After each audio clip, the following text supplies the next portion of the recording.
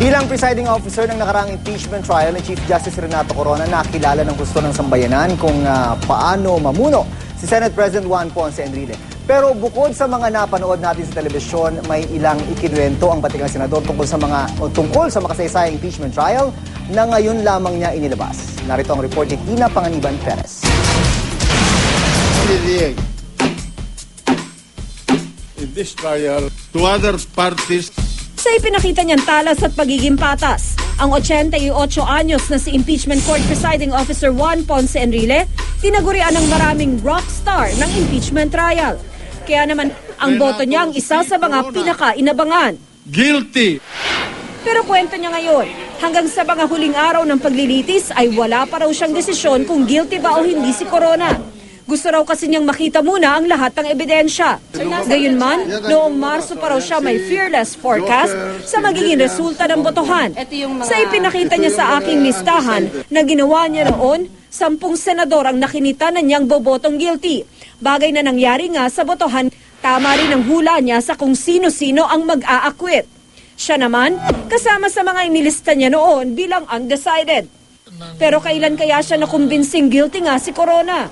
When the defense presented the sheriff who made the sale on auction of the 90%, more than 90% control of the Basa Guidote Corporation, and then when the ombudsman was presented. May komento rin siya sa desisyon ng depensang ipatawag bilang witness si Ombudsman Conchita Carpio Morales nang tanungin siya tungkol dito sa programang News to Go sa GMA News TV.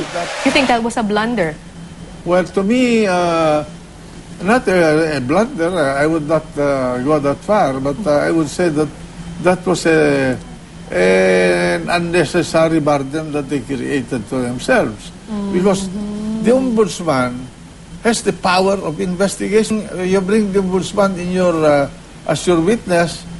First of all, you will be bound by what she would say, kasi testigo and nyo. then you do not know what she was going to say. And as what has happened, she brought out these detailed documents of transactions over 8 years, which nobody, in my opinion, could possibly invent. Nagkamali rin niya ang depensa nang ito mismo ang mag-ungkat sa issue ng ill-gotten wealth kahit may ruling ng impeachment court na di ito pwedeng talakayin. Ang problema doon, yung presentation nila ng ebidensya nila, unang-una, sila ang nagpresenta ng quantum of income ni Chief Justice at ng kanyang asawa. Element ng illegal wealth yun. Wishes to be excused. Malaki rin daw ang epekto sa kanilang mga senator judge nang biglang umalis ng witness stand si Corona. In a way, it affected the attitude of the members of the Senate because they felt rudely insulted. I think, in practical terms, that was contrived. Naniniwala si Enrile na may mga leksyong natutunan ng lahat ng panig sa katatapos lang na paglilitis ang kauna-unahang full-blown impeachment trial sa kasaysayan ng ating bansa. There are lessons to be learned. One, prepare your case very well, both for the prosecution and the defense, and then don't expect to be treated like a baby inside the courtroom. Any impact on governance? Will this make government more transparent? I think this will shape up the system a little bit. Para sa unang balita, Tina Panganiban Perez reporting.